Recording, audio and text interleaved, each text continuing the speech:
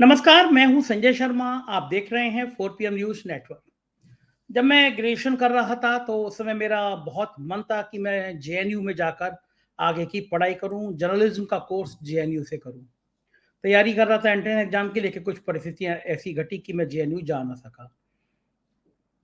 वहाँ की बातें, वहाँ का शिक्षण का माहौल, वहाँ की प्रतिबद्धता देखकर लगता था कि ये कितना श्रेष्ठ शिक्षण संस्थान है। पिछले 10 सालों में जेएनयू को बदनाम करने की जितनी कोशिशें हो सकती हैं, भक्तों ने उतनी करी। वहाँ की लड़कियों पर अश्लील कमेंट किए गए, वहाँ के स्टूडेंट्स को तरह-तरह के प्रताड़ना के परेशानियाँ, प्रताड़ना भरे कमेंट्स झेलने पड़े। कुछ लोगों पे मुकदमे लगा दिए गए, उनमें सालों तक चार्जशीट नहीं लगाई गई, गिरफ्तारी हुई और टुकड़े-टुकड़े गैंग बता दिया गया जेएनयू को। लेकिन ये कभी नहीं बताया गया, जो भक्त जेएनयू पर हमला कर रहे थे, उन्होंने कभी नहीं बताया कि मोदी सरकार के कई मंत्री जेएनयू से आते हैं और जो सबसे बड़े पदों पर इस सरकार में बैठे हैं। दरअसल जेएनयू देश का सर्वश्रेष्ठ संस्थान है। इसमें कहने में कोई समस्या नहीं है। पूरी दुनिया में जेएनयू का अपना एक अलग महत्व है, एक अलग अस्तित्व है। तो दिल्ली में है जेएनयू तो पूरा देश का संदेश आता है, इसलिए सरकार की आंख में जेएनयू हमेशा खटकता रहा है। जब काबिज नहीं हो पा रहे थे वहां के शिक्षण संस्थानों में, तो 4 सालों से किसी न किसी बहाने चुनाव टालने की कोशिशें चलती रही कि जेएनयू में चुनाव हो ही ना।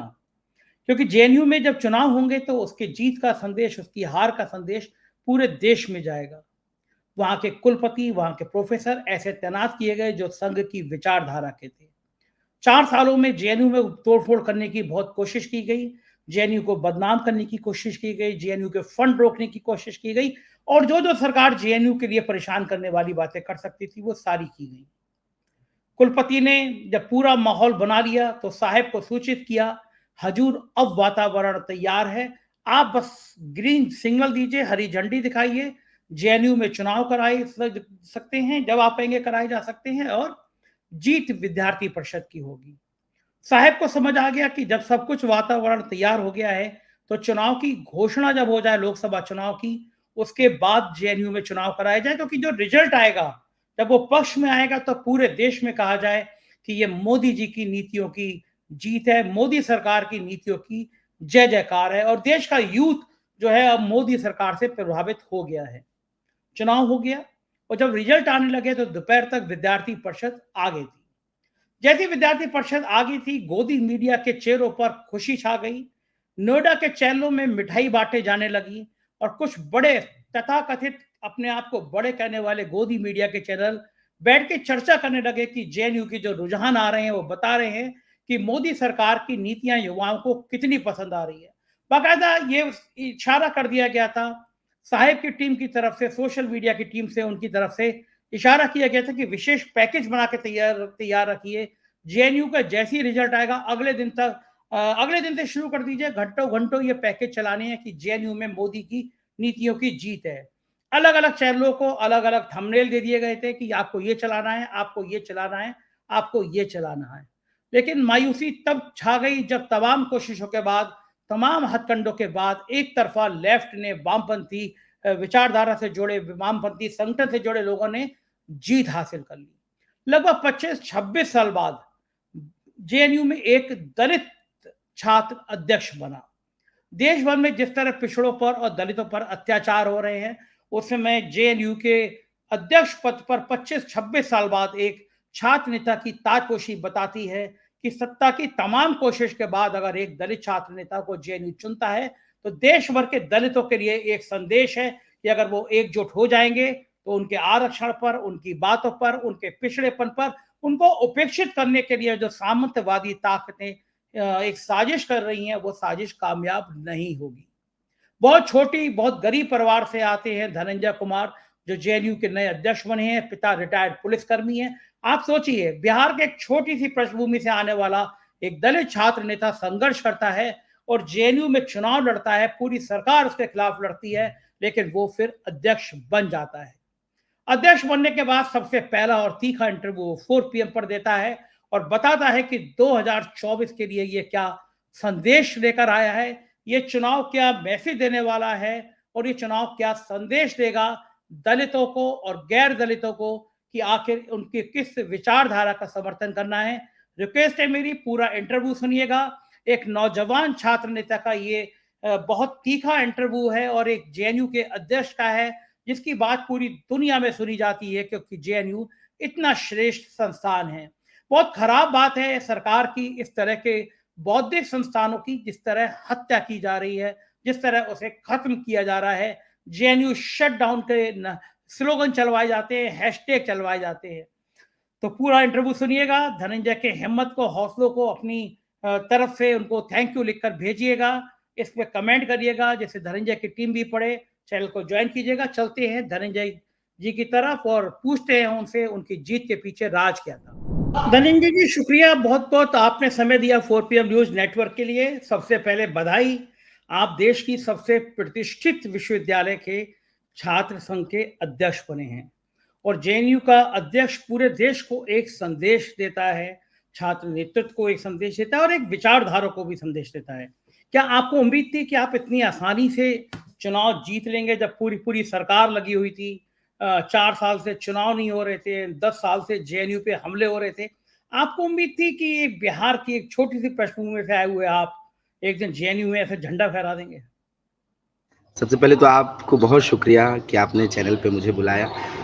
और जहाँ तक चुनाव ना होने का सवाल था कि पिछले 4 सालों से यहाँ पे छात्र संघर्ष कर रहे थे। इस कैंपस के तमाम जितने तरक्की पसंद छात्र हैं, जो चाहते थे कि कैंपस में डेमोक्रेसी की बहाली हो, डेमोक्रेसी बनी रहे इस कैंपस में, तो एक उनकी जीत है चुनाव करवा कर। आपने देखा कि किस तरह से लगातार मारपीट की घटनाएँ हो रही थी यहाँ पे कि चुनाव ना हो।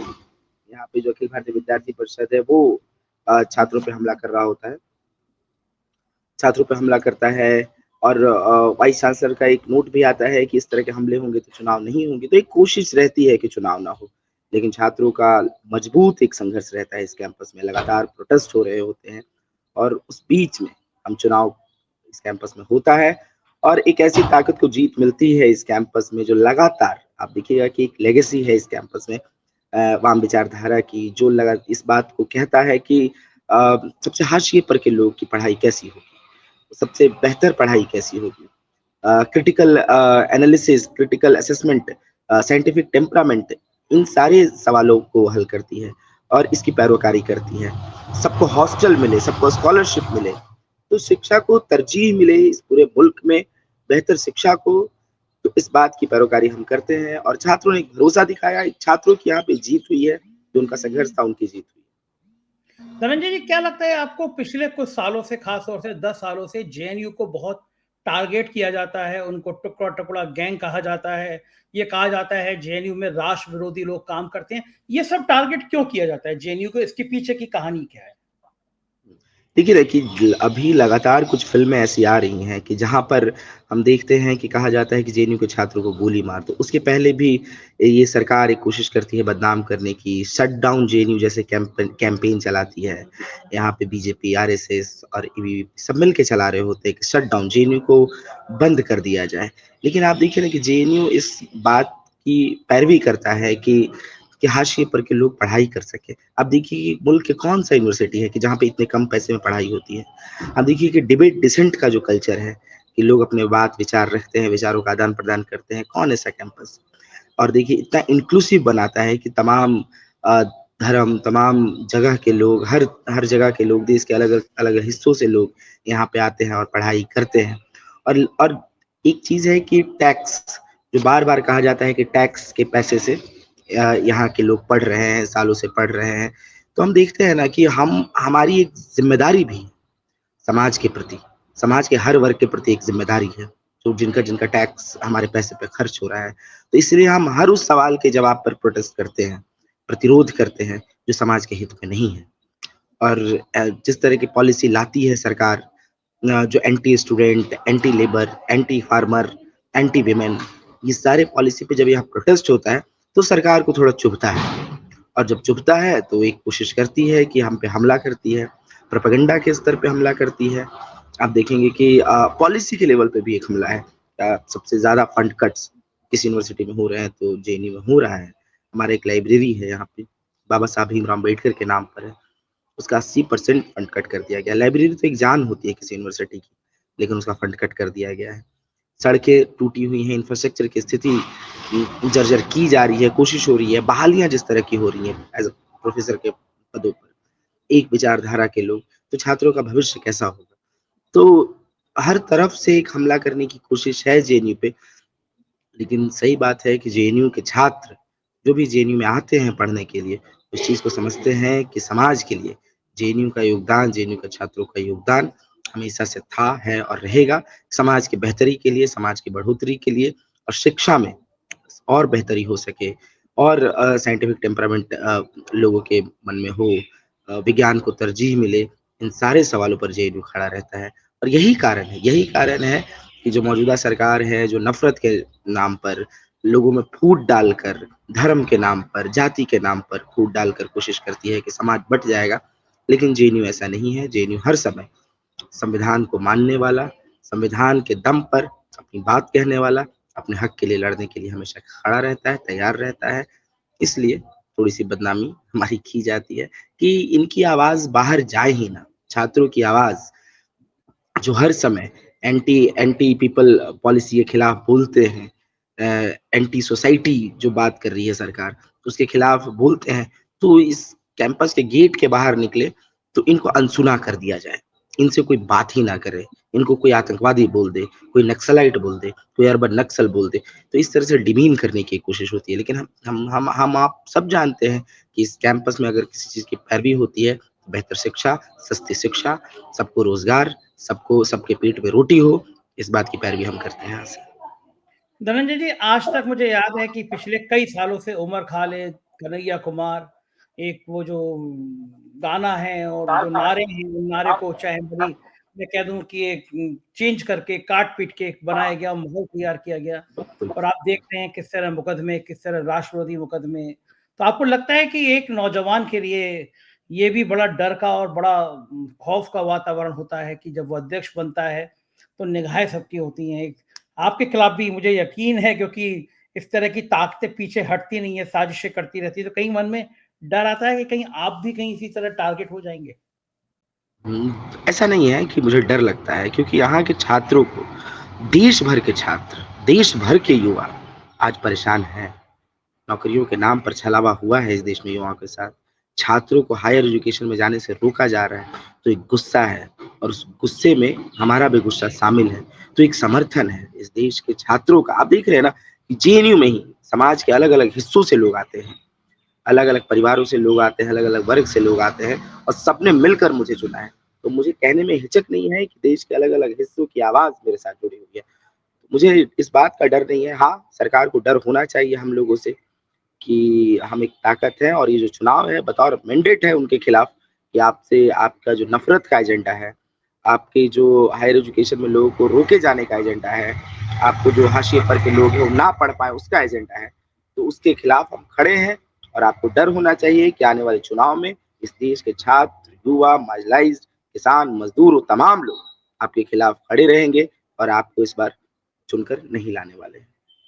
धनंजय जी, मैं मीडिया समुदाय से आता हूँ, तो इस समुदाय की तरफ से भी एक सवाल करता हूँ, जो खराब भी सवाल है कि आपकी काउंटिंग चल रही थी, दोपहर के बाद तक विद्यार्थी परिषद थोड़ा आगे चलती हुई नज़र आ रही थी। तो देश के जितने बड़े गोदी मीडिया के चैनल हैं, वो बाकायदा इस पे चर्चा करने लगे, पैनल बिठाने लगे कि ये देश का बदलता हुआ स्वरूप है। देखिए, दिल्ली के जेएनयू में भी विद्यार्थी परिषद का परचम लहरा दिया। ये मोदी जी की जीत है, ये उनके विचारधारा की जीत है।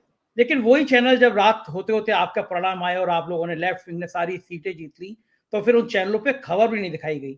मैं आपका फ़ोटो देखने को बेचैन था, तो मैं देख रहा था चैनल बदल-बदल के कहीं आपका बड़े चैनल पे कहीं फ़ोटो आ जाए, आपका फ़ोटो नज़र नहीं आ रहा था। जो चैनल 3-4 घंटे पहले तक बम-बम कर रहे थे, वो डांस ही नहीं कर रहे थे, वो धनंजय कुमार की प्रश्नों में बात नहीं कर रहे थे। तो being a genuine president, being a student leader, आपको कहीं देश की मीडिया से कहीं दर्द होता है, शिकायत होती है कि देश की कथित बड़ी मेन स्ट्रीम की मीडिया आपको दिखाती नहीं है? शिकायत शिकायत तो है ही कि पिछले 10 सालों में आपने जिस तरह से देश के लोगों के साथ मतलब ये जो गोदी मीडिया है कि आप कहीं भी कोई सेक्शन अगर प्रतिरोध कर रहा होता है तो आप वहाँ पे प्रचार चला देते हैं और वाहवाही में सरकार की लगे रहते हैं। तो वही है कि धीरे-धीरे मौसम बदलता है तो वही है कि जब शुरुआत में वो किसी स्कूल में एक जगह लीड हुआ, तो खुशी की लहर उनमें दौड़ी। लेकिन हमको भी मालूम था, यहाँ के कैंपस के एबीवीपी को भी मालूम था कि ये तुरंत निराशा में बदलने वाली है उनके लिए, और बदलता भी, और 950 वोट से के मार्जिन से यहाँ पे हमारी जीत होती है। तो 950 वोट मायने रखता है अपने आप में, एक ऐतिहासिक जीत भी है ये। तो वही जो बोल रहे थे उनका मुँह मतलब चुप हो जाता है, खामोश हो जाते हैं, और ऐसे ही मतलब देश भर के लोग उनको अब खामोश करने के लिए तैयार हैं। अगर आप हमारे हक में बात नहीं बोल पा रहे हैं, आपका काम था, मीडिया का इस देश में काम था कि वो समाज के लिए काम करे। समाज सरकार के खिलाफ खड़े रहकर, सरकार के अपोज़िशन में खड़े रहकर सरकार से सवाल करे। समाज के अलग-अलग हिस्सों के साथ खड़े रहकर उनकी आवाज़ को बुलंद करें। इसीलिए संवाददाता होते थे। नॉर्थ ईस्ट में एक संवाददाता है, अलग-अलग जगह संवाददाता है, लेकिन वो कल्चर भी खत्म इन्होंने कर दिया। हर चीज़ के जवाब के लिए 4 लोग बैठाते हैं ये। उसके साथ आप देखेंगे कि एक ही व्यक्ति है जो हर चीज़ का एक्सपर्ट बन जाता है। तो मीडिया जहाँ समाज के अलग-अलग हिस्सों से खबर लाता था, आज उसने खत्म ही कर दिया है कि उसको पता है कि उसको एक ही चीज़ चलाना है। सरकार की वाहवाही, तरफदारी, सरकार के प्रचार, उनके एजेंडे को किस तरह से चलाया जाए, वो पूरी कोशिश कर देते हैं। और जानिए ना, ये सारी न्यूज़ चैनल पे जो सामाजिक सरोकार रखने वाली बातें हैं, वो कितनी ही आती हैं। शिक्षा पर कितने ही सवाल करते हैं ये। हेल्थ सिस्टम पे कितने सवाल करते हैं। किसानों ने इतने साल से प्रोटेस्ट किया, किसान की हत्या कर दी गई, उस पे इन्होंने कुछ नहीं कहा। इस कैंपस में लेबर कोड को हटा दिया जाता है, बदलाव हो जाता है, उसमें यूनियन बनाने से रोका जा रहा है। तो इन सारी चीज़ों पे कहाँ वो बोल पा रहे हैं। तो ये सारी चीज़ें हैं कि मीडिया अपने मुँह की खा रही है, जो भी गोदी मीडिया है, और आने वाले वक़्त में इनका हश्र बहुत बुरा होने वाला है कि टीआरपी की दौड़ में भले ये हैं, चाहते हैं कि किसी भी तरह देश में हिंसा भड़काकर देश के लोगों को मूर्ख बनाकर टीआरपी वसूल कर लेंगे, लोगों को देखने पर मजबूर करेंगे, लेकिन लोग अपने सरोकार की चीज़ें जब नहीं देखते हैं, तो नकारना भी जानते हैं। बिल्कुल ठीक बात है धनंजय जी, जहाँ तक मुझे आपकी पृष्ठभूमि की बात पता है, हो सकता है मैं गलत हूँ, लेकिन मैंने मालूम किया तो किसी मेरे मित्र ने बताया कि आप बिहार से आते हैं, पिता आपके रिटायर्ड पुलिसकर्मी हैं और आप पहले दलित छात्र नेता हैं जो अध्यक्ष बने हैं शायद, जहाँ तक मेरी हुँ, जानकारी है। पहले नहीं, लेकिन उसके पहले भी बने हैं, 97, 96। कितने साल के बाद आप बने होंगे जो दलित समुदाय से आते हैं? जीते हैं, बतौर जो जीते हाँ, हैं। ठीक है, हाँ, वरना जी। वरना ये है कि कई लोग खड़े हुए हैं दलित समुदाय से अध्यक्ष नहीं, के पद पे। हम सवाल ये जीते कितने हैं मतलब दलित समुदाय से आने वाले? नहीं, 97, 96 के बाद मैं पहला हूँ, इतने सालों बाद 96 मैं पहला हूँ। 96 के बाद ये हाँ, 27 साल के बाद, इस समय जब देश में पिछड़ों पे, दलितों पे अत्याचार की एक लंबी कहानी है, उनको समाज ने पीछे रखने की एक लंबी दास्तान है, उसमें ऐसे में 25-26 साल बाद जेएनयू में एक बहुत छोटे परिवार, एक रिटायर्ड पुलिसकर्मी का बेटा आता है दिल्ली विश्वविद्यालय में जेएनयू में पढ़ने के लिए और फिर वो 26 साल के बाद एक दलित छात्र नेता अध्यक्ष बन जाता है और उसको रोकने की तमाम कोशिशें होती हैं। गोदी मीडिया नाचने लगता है जब वो पीछे हो रहा होता है। क्या ये दलित समुदाय में चेतना का एक प्रतीक भी बनेंगे धनंजय कुमार धन? क्योंकि ये एक जो मैं देश में माहौल देख रहा हूँ, मैं इसलिए देख रहा हूँ कि दलितों के सही मुद्दे उठाने वाली बात, दलितों की चेतना वाली बात अब कोई कर नहीं रहा है। वो जो बात पार्टियाँ करती थी, वो भी कहीं सत्ताधारी पार्टी के एजेंडे पे काम करने लगी हैं। तो क्या धनंजय कुमार एक को मैं जीत को ये दृष्टि से भी देख सकता हूँ कि ये बदलते हुए परिवेश की जीत है? ये इस कैंपस में जो संघर्ष कर रहे होते हैं छात्र, आप देखिएगा कि ऐसा नहीं है कि इस कैंपस में मैं पहला दलित लीडर के बतौर हूँ। इसके पिछले ही यूनियन में हम देखते हैं कि वाइस प्रेसिडेंट के पोस्ट पर साकेत नून समुदाय से आते हैं। उसके पहले रामा नागा होते हैं, चिंटू कुमारी होती हैं, और बहुत सारे ऐसे लीडर होते हैं कि जो मतलब संघर्ष में रहते हैं और उनको छात्र अपना नेता मानती है। तो हम देखते हैं कि हाँ, एक रिप्रेजेंटेशन का सवाल इस देश में मौजूद है, और जहाँ तक और हम जिस विचारधारा से आते हैं, हम लोग वामपंथ की विचारधारा से आते हैं, तो हम लोग इस बात को मानते हैं कि आज के वक़्त में जहाँ तक जाति विनाश का सवाल है, तो हम इस संघर्ष में बाबा साहब के जो जाति विनाश का अ, नारा दिया और उसके बारे में कहा, तो उस संघर्ष में हम शामिल होते हैं। उसके साथ-साथ हम वर्ग संघर्ष में शामिल होते हैं और हम तमाम लड़ाइयों में शामिल होते हैं। तो ये एक सही बात है कि जाति जाति नहीं है, कि जाति रहती है, जाति के नाम पर देखा जाता है, और हम रोहित वेमुला को भी मानते हैं जो कहते हैं कि कि आज समाज में लोगों को एक उनकी नज़दीकी आइडेंटिटी तक आँक दिया गया है। तो मुझे लगता है कि संघर्ष के जो जो साथी संघर्ष में रहते हैं, संघर्ष में हर समय मौजूद रहते हैं, तो कई बार हम उनसे जाति पूछना भूल जाते हैं और जो कि ज़रूरी है। मुझे नहीं लगता है कि जाति के आधार पर हम संघर्ष को देखना चाहिए। इस कैंपस में सभी छात्रों का संघर्ष है और तमाम वर्ग से आते हैं, तमाम संप्रदाय से आते हैं। तो ये है और दूसरी बात रिप्रेजेंटेशन का जहाँ सवाल है कि कैंपसेज़ में हर एक उस जगह पे रिप्रेजेंटेशन होना चाहिए, हर एक वर्ग का, दलितों का भी, ताकि जो एक पीढ़ी एक समाज छूट गया है पीछे, वो एक प्रेरणा ले सके कि आगे बढ़ने की ताकत मिल सके।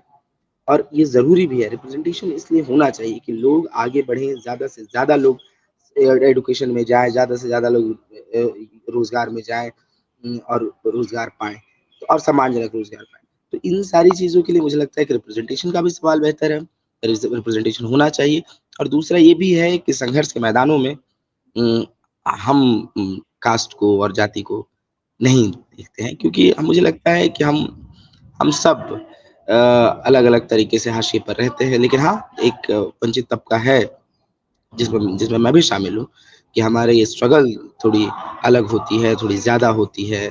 लेकिन अब फंड कट्स होते हैं तो सबके होंगे, सीट कट्स होंगे तो वो भी नहीं आ पाएगा, अपर कास्ट भी नहीं आ पाएगा, एक दलित भी नहीं आ पाएगा, एक महिला भी नहीं आ पाएगी। स्कॉलरशिप खत्म होगा, तो आप जान रहे हैं कि सबका खत्म होगा। लाइब्रेरी में किताबें नहीं रहेंगी तो मैं भी नहीं पढ़ पाऊँगा, कोई और भी नहीं पढ़ पाएगा। तो ये सारे सवाल हैं। तो संघर्ष है, संघर्ष में सब शामिल हैं और ये लड़ाई चलती रहेगी। धनंजय जी, जब मैंने ट्वीट किया था आपकी जीत को लेकर तो उसपे मैंने नीचे एक लाइन लिखी थी कि इस ट्वीट के बाद जो भक्त इस पे कमेंट करें, जेएनयू को गाली लिखें, वो एक बात सोच लें कि मोदी सरकार के कई मंत्री जेएनयू से आते हैं। तो बिल्कुल, बिल्कुल। आपको लगता है कि भक्तों को ये पता ही नहीं होता है कि जेएनयू कितनी बड़ी शिक्षण संस्था है, कितने काबिल लोग आते हैं कि मोदी जी की सरकार में कई मंत्री जेएनयू के हैं? हाँ, ये सही बात है कि बहुत मतलब अब उन वो एक विचारधारा से चल रहे हैं, उनको एक फॉरवर्ड आता है, वो पास करते हैं। तो इस बता तो रहा हूँ मैं पूरे देश में आप क्रिटिकल एनालिसिस को एक आलोचनात्मक जो एनालिसिस है उसको खत्म कर दिए हैं कि कोई पलट के सवाल नहीं कर रहा है। कोई पलट के नहीं पूछने जा रहा है कि जो व्हाट्सएप फॉरवर्ड है ये सही है कि गलत है। वो आता है, वो 100 लोग को फॉरवर्ड कर देता है। तो इस तरह का और ये सरकार इसमें दोषी है कि जो लगातार इस तरह के प्रोपेगेंडा चला रही है। आप देखिए ना कि एक बड़ी-बड़ी फ़िल्में आ जा रही हैं प्रोपेगेंडा के लिए। आप देखिए कि इतने पैसे करोड़ों रुपए खर्च कर दिए जा रहे हैं प्रोपेगेंडा के लिए। तो मुझे लगता है कि उनको जितने लोग हैं, इस देश के लोग हैं, समाज के जितने लोग हैं, उनको एक बार पलट के खुद में देखना चाहिए कि मैं जो कर रहा हूँ, जो मैं लिख रहा हूँ जो मैं समझ रहा हूँ, क्या सही समझ रहा हूँ कि नहीं? मैं सही देख पा रहा हूँ कि नहीं? सही बोल पा रहा हूँ कि नहीं? तो एक बार हम सबको मतलब अपने अंदर एक बार झाँकना चाहिए चाहे वो भक्त हों या भक्त नहीं हों, तो हम सबको ताकि अंत में हमें इस समाज को बचाना है, देश को बचाना है, देश को बेहतर करना है, समाज को बेहतर करना है और उसमें अगर आप फूट करेंगे तो आप आप मतलब कह लीजिए कि आप इस तरह के व्यक्ति होंगे, इतिहास में आपका नाम इसलिए जाना जाएगा कि आप तोड़ने वाले में थे, कि अगर आप समाज को किसी तरह से बाँट रहे थे। तो मुझे लगता है कि एक बार खड़े होकर लोगों को 2 मिनट रुक कर फॉरवर्ड करने से पहले अपने आप को देख लेना चाहिए कि मैं क्या जो फॉरवर्ड करने जा रहा हूँ ये मैसेज, सही है कि नहीं? इससे किसको चोट पहुँच रही है? इससे समाज को कितना खतरा है? ये सारी चीज़ों को हम सबको एक नागरिक होने के बतौर इसमें बात करनी चाहिए। जैसे कि कह रहे हैं धनंजय जी, मुझे छोटा-सा किस्सा याद आ रहा है कि एक बार जंगल में बहुत आग लगी थी। एक बंदर छोटा-सा एक ग्लास पानी लाके डाल रहा था। तो लोगों ने मज़ाक उड़ाई थी, शेर ने कहा कि इतनी बड़ी आग में तुम एक ग्लास पानी डाल रहे हो, उससे क्या आग बुझेगी? बंदर ने जो जवाब दिया वो बड़ा अच्छा था, उसने कहा ये आग बुझे या ना बुझे, जब इतिहास लिखा जाएगा तो लिखा जाएगा तुम आग लगाने वालों में थे और मैं आग बुझाने वालों में शामिल था। तो जेएनयू में आपकी बिल्कुल। जो विचारधारा है वो देश को जोड़ने वाली है और ये बनी रहे हम इसकी कामना करते हैं। एक चीज़ और बताइए, जेएनयू का जब नाम आता है तो कन्हैया कुमार ने वो धुतली बहुत चर्चित कर दी थी, हमको चाहिए आज़ादी और वो जो नारे जेएनयू से आवाज़ बनते थे, वे पूरी दुनिया की आवाज़ बनते थे। तो जब आवाज़ बिल्कुल। आप बने, आप अध्यक्ष चुने गए तो वो आपको ढपली बजी थी और वो नारे लगे थे, लाल सलाम, वो वीडियो नहीं आया कहीं सामने। नहीं, इस कैंपस का एक रवायत है, एक प्रतिरोध करने का भी, जहाँ पे हम जो हमारे हथियार के बतौर हम डफली को लेते हैं, हमारे नारे बतौर हथियार हैं हमारे, कि जिसके मतलब हम जो बोलते हैं, हमारे नारे हैं यहाँ पे कि शिक्षा पर जो खर्चा हो बजट का 10वां हिस्सा हो, सबको शिक्षा, सबको काम, वरना होगा नींद हराम। आप देख रहे हैं कि हमारे इस तरह के नारे होते हैं, चाहे आज़ादी के भी जो नारे हैं, भूखमरी से आज़ादी, जातिवाद से आज़ादी, तो इस तरह के नारे लगते हैं। और नारों से ये होता है कि जो हमारा मैसेज है वो बहुत जल्दी पहुँचता है कि ये लोग जो हैं डफलीबाज लोग, ये क्या बात कर रहे हैं, मतलब तो वो नारे जब आते हैं तब उनको पता चलता है कि वो सिर्फ डफली नहीं बजा रहे, उसके साथ-साथ नारे भी लगा रहे हैं, जिसमें जातिवाद खत्म करने की बात करते हैं, भुखमरी खत्म की बात करते हैं, सबको शिक्षा मिले इसकी बात करते हैं। तो नारे हमें जोड़ते हैं, इस कैंपस को जोड़ते हैं। और अब तो मुझे लगता है कि यहाँ पे ईवीपी भी है, तो उसको भी उसी तरह से प्रोटेस्ट करना पड़ता है, वही नारों के ज़रिए, वही हमारे नारे को भी कॉपी अब करने लगे हैं सब यहाँ पे। तो जेएनयू में है ये कल्चर नारों का, और बहुत अच्छा भी है कि एक तरीके का प्रोटेस्ट है, कि लोगों तक ज़्यादा से ज़्यादा बात पहुँच पाए प्रतिरोध के ज़रिए। 2024 का चुनाव सिर पर है, क्या जेएनयू के अध्यक्ष की चुनाव में कुछ सक्रिय भूमिका रहेगी? बिल्कुल, बिल्कुल, बतौर ज़िम्मेदारी है हमारी कि इस चुनाव में, आने वाले चुनाव में जो हमें यहाँ से मैंडेट मिला है, ये मैंडेट सिर्फ़ मेरे पक्ष में नहीं है, मैंडेट जो मौजूदा सरकार है उसके खिलाफ भी है। ये बतौर रेफ़रेंडम है कि छात्र और युवा परेशान हैं, इसलिए वो आज के वक़्त में एक दिल्ली की एक यूनिवर्सिटी में वामपंथ को जिताता है और बीजेपी एबीपी को हराता है। तो बतौर ज़िम्मेदारी मैं इसको लेता हूँ कि राजनीतिक तौर पे हम सबको सक्रिय होना चाहिए आने वाले चुनाव में, कि देश के हित की बात हो, समाज को एकजुट किया जाए, समाज के हित की बात हो। जो भी छलावा हो रहा है छात्रों और युवाओं के साथ, हायर एजुकेशन में रोके जाने की, रोज़गार के साथ जो छलावा हो रहा है, इन सब पे सवाल किया जाए, जन-जन तक पहुँचा जाए। और जो सांप्रदायिक ताकतें हैं जो लगातार इस देश में फूट डालने की कोशिश कर रही हैं, उसके खिलाफ एक पुरज़ोर आवाज़ बने और देश के हर एक कोने में ये आवाज़ पहुँचे। इसके लिए हम आगे बढ़ेंगे, इसके लिए हम आगे जाएँगे। एक आखिरी सवाल धनंजय जी, जेएनयू को और अच्छा बनाने के लिए आपकी पास क्या योजना है? जी, जेएनयू एक तरह से एक डिबेट, डिसेंट और इन्क्लूसिव नेचर वाला कैंपस है। लेकिन हम आज देख रहे हैं कि जिस तरह की इस कैंपस में बहालियाँ हो रही हैं, तो एक विचारधारा के लोग, और ऐसी ऐसी बात हो रही है कि जो बहालियाँ हो रही हैं, पहले जैसे शर्त रख दी गई है कि बहुत इनकॉम्पिटेंट होना, बहुत नहीं जानना, लेकिन विचारधारा आरएसएस का होना। तो इस स्तर पे यहाँ पे बहालियाँ हो रही, तो जानिए ना वो पढ़ाएँगे क्या? छात्रों का भविष्य क्या होगा? तो इसके खिलाफ एक पुरज़ोर आवाज़, एक मोबिलाइज़ेशन की यहाँ पे ज़रूरत है। साथ ही साथ जो सरकार की तरफ से रिसर्च में फंड कट्स हो रहे हैं, रिसर्च में सीट कट्स हो रहे हैं। हमारे यहाँ मौलाना आज़ाद नेशनल फेलोशिप पूरे देश भर के जो माइनॉरिटी को मिलता था, उसको ख़त्म कर दिया जाता है, क्योंकि उनको लगता ही नहीं है कि मुसलमान पढ़ेगा, तो ख़त्म कर देते हैं। इतनी नफ़रत है उनको मुसलमानों से। तो देखते हैं कि हमारे यहाँ कैंपस में भी या प्रदेश में नॉन नेट फेलोशिप वही 5,000 से 8,000 के बीच में अटका हुआ है। तो इन सारे सवालों पर, इंफ्रास्ट्रक्चर के सवाल पर, पीडब्ल्यूडी के लिए किस तरह से कैंपस और एक्सेसिबल हो सके, तो इन सारे सवाल पे, महिलाओं के लिए कैसे सुरक्षित हो कैंपस। आप देख रहे हैं कि हमारे यहाँ एक जीएस कैश जैसी बॉडी होती थी जो सिर्फ रिड्रेसल नहीं करती थी कि कोई घटना घटी उसके बाद वो आ रही है, ऐसा नहीं था।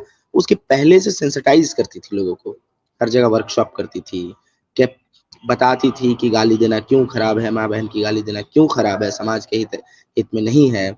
इसके साथ साथ किस किस कैसे कैसे हरासमेंट, किस किस चीज़ को हरासमेंट कहते हैं, इन सारे सवालों का वो हल करती थी और लोगों के पास लेकर जा छात्रों के पास लेकर जाती थी। लेकिन उसको ख़त्म कर दिया जाता है इस कैंपस में। तो उसको हम फिर से रीइंस्टेट करने के लिए एक पुरज़ोर संघर्ष करेंगे, और एक मैसेज भी यहाँ से देश भर के लोगों को कि हम खड़े हैं, हम तैयार हैं सरकार से लोहा लेने के लिए। बहुत-बहुत शुक्रिया धनंजय जी, आपने इतना समय दिया, बहुत-बहुत आभार। Thank you. बहुत-बहुत शुक्रिया सर, बहुत शुक्रिया। तो ये थे धनंजय कुमार, आपने सुना एक बेहतर सोच वाला छात्र नेता जिसकी सोच क्लियर है, जिसकी विचारधारा क्लियर है, और मुझे यकीन है कि इसी तरह के नौजवान देश को भविष्य में बदलने में कामयाब होंगे, एक नया सवेरा हम सबके सामने लाएँगे। बहुत-बहुत शुक्रिया, चैनल को सब्सक्राइब करिएगा, जॉइन करिएगा, हमारा हौसला बढ़ाइएगा। Thank you.